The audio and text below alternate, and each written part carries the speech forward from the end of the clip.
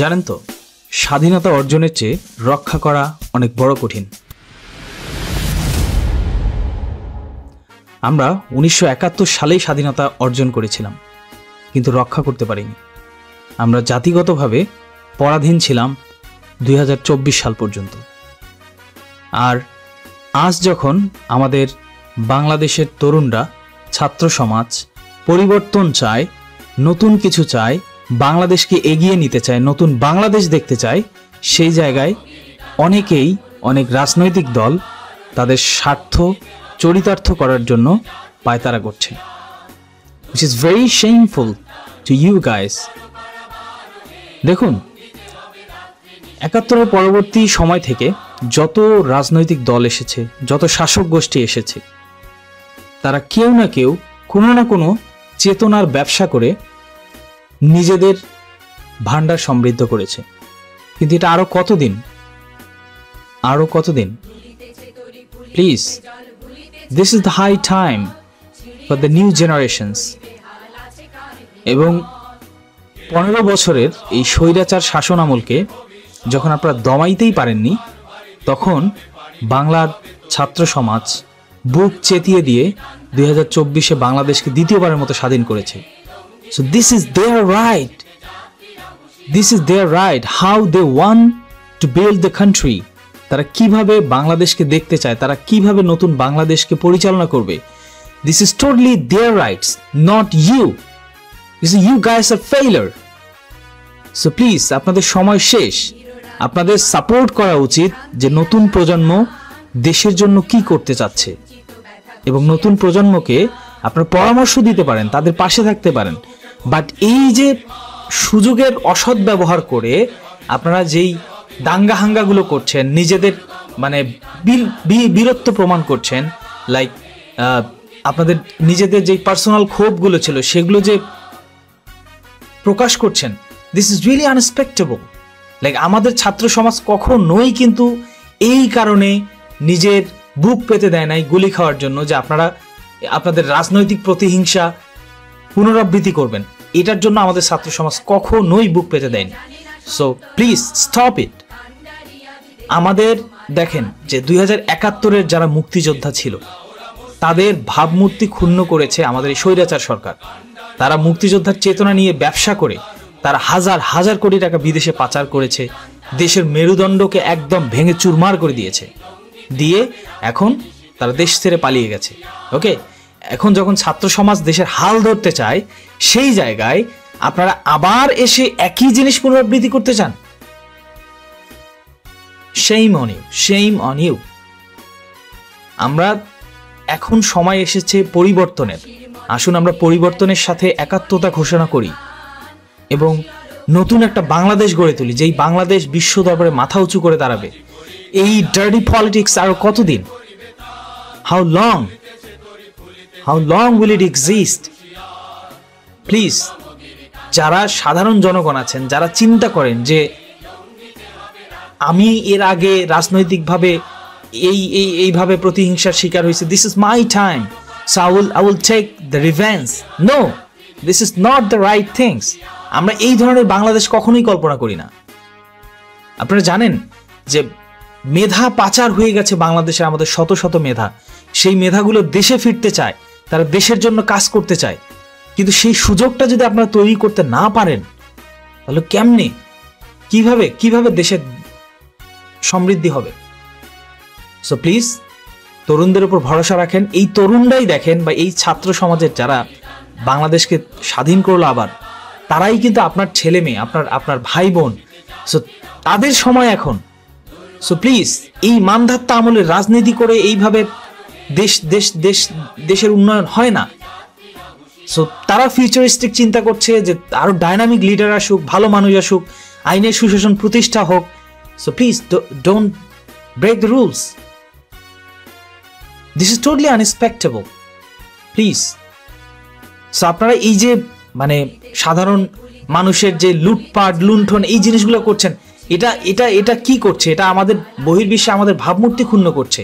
আপনারা জানেন এখনকার সময় সোশ্যাল মিডিয়ার যুগ, নিমেষেই সবকিছু ভাইরাল হয়ে যায়। সো আপনারা এই জিনিসগুলো করছেন, ভাবছেন কেউই দেখছে না। আপনারা মানে আনন্দের সাথে মানে বীরত্বের সাথে এই জিনিসগুলো করছেন। নো, আমরা তো এই ধরনের বাংলাদেশ চাইনি কখনো, আমরা এই ধরনের বাংলাদেশ চাই না। আমরা একটা সুন্দর বাংলাদেশ চাই, একটা নতুন বাংলাদেশ চাই।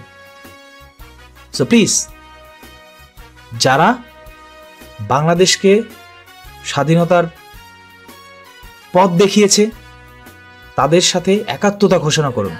আর এই যে দেখেন সবচেয়ে মোস্ট টেরিবল থিংস, লাইক আপনারা বঙ্গবন্ধুর কন্যা স্বৈরাচার হতে পারে, বাট বঙ্গবন্ধুর ডাকেই কিন্তু হাজার লাখো বাঙালি যুদ্ধে নেমেছিল। You have to count it, right? So এই জিনিসটা আপনাদেরকে চিন্তা করতে হবে। আপনারা বঙ্গবন্ধুর ভাস্কর্য ভেঙে ফেলছেন, বঙ্গবন্ধুর ছবিকে বিকৃত করছেন, আরো কত কি না জানি করছেন। No, this is not right, this is not right. কন্যার দোষের শাস্তি পিতা কেন পাবে? ওয়াই? আমাদের এই ব্যাড কালচারগুলো থেকে বের হয়ে আসতে হবে। আপনারাই তো বলেন, সবাই জানেন যে জন্ম হোক যথাযথ, কর্ম হোক ভালো। তো ভালো মানুষের পেটে খারাপ মানুষ তো হতেই পারে।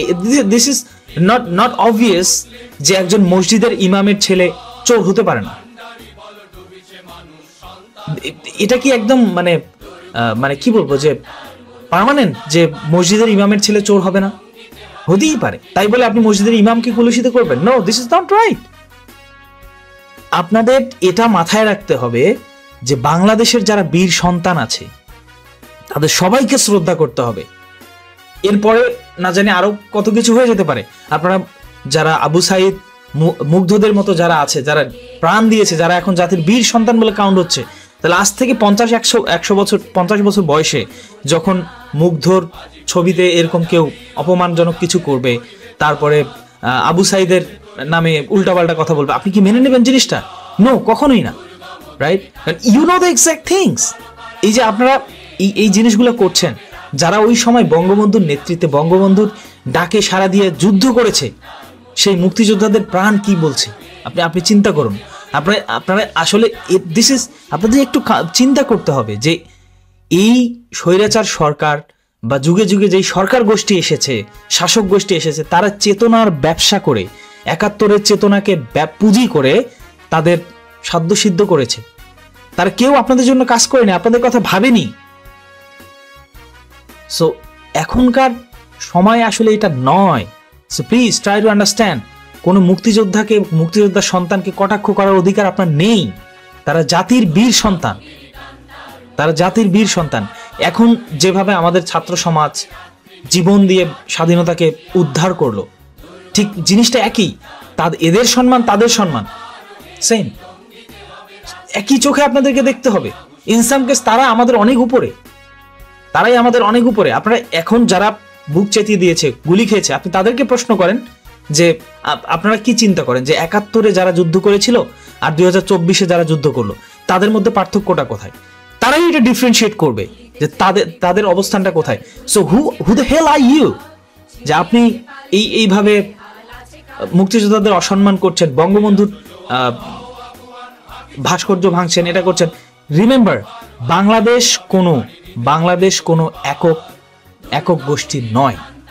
যারা মুসলিম সমাজ আছে, যারা হিন্দু সমাজ আছে, যারা বৌদ্ধ, খ্রিস্টান, যারা বিভিন্ন মতাদর্শের লোক, সব ধরনের মতাদর্শের একটা লিবারাল কান্ট্রি হচ্ছে বাংলাদেশ। জাস্ট রিমেম্বার, আমরা কখনোই হিন্দুত্ববাদকে সাপোর্ট করি না, আমরা কখনোই মুসলিমবাদকে একচেটিয়া সাপোর্ট করি না, আমরা কখনোই সেকুলারিজমকে সাপোর্ট করি না। আমাদের বাংলাদেশ একটা মাল্টিকালচারের দেশ, যার ফলেই কিন্তু বাংলাদেশ টিকে আছে। আপনারা জানেন আমাদের সবচেয়ে বড় পরিচয় কি? যে আমরা বাঙালি, এবং আমরা এটাতে গর্ববোধ করি। আজকে যখন আমাদের পাকিস্তানি ফ্রেন্ডরা আমাদেরকে কংগ্রেচুলেশনস জানায় যে তোমাদের কাছ থেকে আমাদের শেখার আছে, যে তোমরা বাঙালি, তোমরা করে দেখিয়েছো, আমরা পারতেছি না। পাকিস্তানের সিচুয়েশন আপনারা সবাই জানেন। তারা স্বাধীন হতে পারছে না, তাদের বাক স্বাধীনতা নাই, তাদের ইকোনমি ভালো নাই। ওয়াই?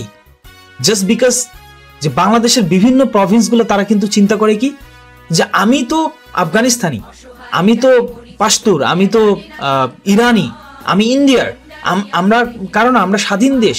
সো এই ধরনের চিন্তাগুলো করার কারণেই কিন্তু এখন পর্যন্ত পাকিস্তান মাথা তুলে দাঁড়াইতে পারছে না। তো আপনারাও কি চান যে এই ধরনের কিছু ঘটুক বাংলাদেশে? Obviously no. সো আমরা চাই যে এমন একটা লিবারেল কান্ট্রি হোক যেখানে সবাই আমরা মিলেমিশে কাঁধে কাঁধ মিলিয়ে দেশের উন্নয়নের জন্য কাজ করব, এবং এটার নেতৃত্বে থাকবে তরুণরা। কারণ সারা বিশ্বের সাথে তাল মিলিয়ে চলতে গেলে তরুণদের উপর ভর করতেই হবে আপনাকে।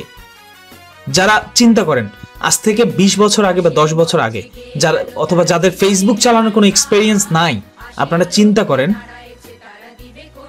তাদের অবস্থা কি, তাদের চিন্তা ভাবনা কি, তারা আপনারা কতটা ফাস্ট এবং আমাদের তরুণরা কতটা ফাস্ট। এই যে দেখেন যে এই 15 বছরের একটা রেজিমকে 15 দিনে খতম করা, এটা চারটিখানি ব্যাপার না। এটা যদি টেকনোলজির যুগ না হতো, এটা অ্যাটলিস্ট 1 বছরেও সম্ভব ছিল না। Just remember that. সো আপনারা যদি ওই মানধাত্তা স্টাইলে যদি সবকিছু চিন্তা করেন, তাহলে নো, বাংলাদেশ আরো পিছিয়ে যাবে, এগিয়ে যাবে না। এখন সময় যুগের সাথে বিশ্বের সাথে তাল মিলিয়ে নিজের জাতীয়তাবোধের চেতনাকে জাগ্রত করে, জাতীয়তা বোধকে ধরে রেখে দেশপ্রেমকে জাগ্রত করে এগিয়ে যাওয়ার। এখন সময় ধর্ম বর্ণ নির্বিশেষে বাংলাদেশকে এগিয়ে নিয়ে যাওয়ার। So please cooperate with the youth. এবং আপনারা যারা সাধারণ মানুষ আছেন, যারা চিন্তা করেন যে বাংলাদেশে 2-3টা দল ছাড়া আর দল নাই, এই মেন্টালিটিটাই আসলে আমাদের বাংলাদেশকে ধ্বংস করেছে। এবং যার জন্যই আমি বলি, আমি এখন দেখছি বা বলতে বাধ্য হচ্ছি আপনাদের যে বাংলাদেশ একটা দলকানা দেশ, যে আপনারা একবার এই দলকে ভোট দেন আর একবার ওই দলকে ভোট দেন, কিন্তু কখনোই চিন্তা করেন না যে আলটিমেট হেলথ বা ডেভেলপমেন্টটা কে করছে। যখন এক গভর্নমেন্ট আসে 5 বছর শাসন করে, হ্যাঁ, আপনাদের ওটা খারাপ লাগে। তারপর আরেক গভর্নমেন্ট তখন মনে হয় কি যে না, আমাদের তো ওই গভর্নমেন্টই ভালো ছিল, তখন আবার ওই গভর্নমেন্টের কাছে যান, ওরাও সেম কাজটা করে আবার আপনাদের উন্নয়ন হয় না, তাদের উন্নয়ন ঠিকই হয়। তারা আসে, তাদের শত্রুদের দমন করে, ওরা আসে, এসে এদের দমন করে। সো এই দমন পীড়ন নীতি আরো কতদিন? We don't want it. Please try to understand. So এই জিনিসগুলা আমরা চাচ্ছি না আর বাংলাদেশে।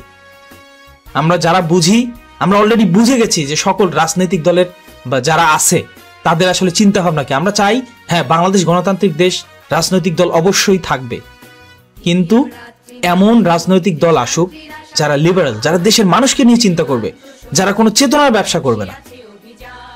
সো এই বিষয়গুলো আপনাদের মাথায় রাখতে হবে, এবং এইটার কোঅপারেশন আপনাদের ছাড়া হবে না। এই যে আপনারা গতকাল রাতে যেই দাঙ্গা হাঙ্গাগুলো করেছেন, যেই বর্বরচিত ঘটনাগুলো ঘটিয়েছেন, মানে এটা আমাদের অর্জনকে, আমাদের 24-এর অর্জনকে কুলসিত করছে। Please try to understand. এই যে আপনারা এত ভাস্কর্য ভাঙলেন, ওকে ফাইন, আপনাদের মুসলিম চেতনার যারা আছেন মূর্তি যায় না, ওকে ফাইন, মূর্তি ভাঙছেন, ভেঙে বীরত্ব প্রকাশ করছেন, উইচ ইজ নট রাইট। এখন সময় এসেছে চেঞ্জ হওয়ার। আপনারা জোর করে মূর্তি ভেঙে মানুষকে কি প্রকাশ করাইতে চান? একটা ইসলামিক রাষ্ট্র ব্যবস্থা করে ফেলবেন, জিহাদ করবেন। আপনারা জানেন জিহাদের মানে কি? জিহাদ আসলে সবসময় মানুষ মেরে হয় না, মূর্তি ভেঙে হয় না। আপনি নিজের যেই মতাদর্শন আছে সেটা মানুষের মাঝে ছড়িয়ে দেন, ভদ্রভাবে ছড়িয়ে দেন, মানুষ বুঝুক যে this is right, this is wrong. হ্যাঁ, আমি এদেরকে আইডল মানি, সো এদেরকে আমার ফলো করতে হবে। এইভাবে আপনারা কাজ করেন, মানুষ নিজে থেকেই মূর্তিকে ত্যাগ করবে। এই ধরনের পার্সোনালিটি বানান। আপনারা কেন এটা করছেন? আপনারা এই যে যারা আপনাদের অপোনেন্ট আছে, যাদেরকে হামলা করছেন, আপনারা তাদের প্রতি সহানুভূতি দেখান। সবসময় যে আপনাদেরকে অস্ত্রের আঘাত দিয়ে প্রতিশোধ নিতে হবে, no, it's not right. This is not the right way to take the revenge. Please try to understand. ক্ষমার মাধ্যমেও কিন্তু রিভেঞ্জ হয়। তাদেরকে কাছে টেনে নেন, তাদেরকে বলেন যে হ্যাঁ, আপনারা এতদিন দেশ চালিয়েছেন, আপনাদের একটা অভিজ্ঞতা আছে, আপনাদেরও আমাদের দরকার, আসেন একসাথে কাজ করি। তারা কি আপনাদেরকে ফেলে দেবে? সে এরকম হস্টাইল মেন্টালিটি কেন আপনাদের? ওয়াই? We don't understand. আমাদের ছাত্র সমাজ, আমাদের তরুণ সমাজ এটা চায় না। Please stop it. So by the way, যারা আমজনতা এবং যারা এই ধরনের চিন্তা করেন যে এবার সরকার হবে, তমুক এবার সরকার হবে, যারা সুর দেখে ভোট দেন, please the time should be changed, right?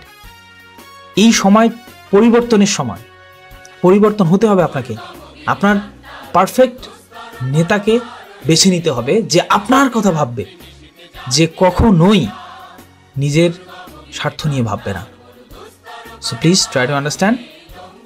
R last আপনাদের বিবেকের কাছে একটা প্রশ্ন থেকে গেল, আপনারা প্রতিহিংসা চান, বা বাংলাদেশে যেই রাজনীতিগুলো এতদিন চলে এসেছে সেটা চান, নাকি নতুন কিছু চান যারা বাংলাদেশকে লিড করবে, যারা বাংলাদেশকে অনেক উচ্চতায় নিয়ে যাবে, যারা দেশের ডেভেলপমেন্ট নিয়ে ভাববে? সো আপনারা সোচ্চার হন। সোচ্চার হলে রাজনৈতিক দল দেশের উন্নয়ন করতে বাধ্য। প্লিজ, থ্যাংক ইউ, দেখা হবে।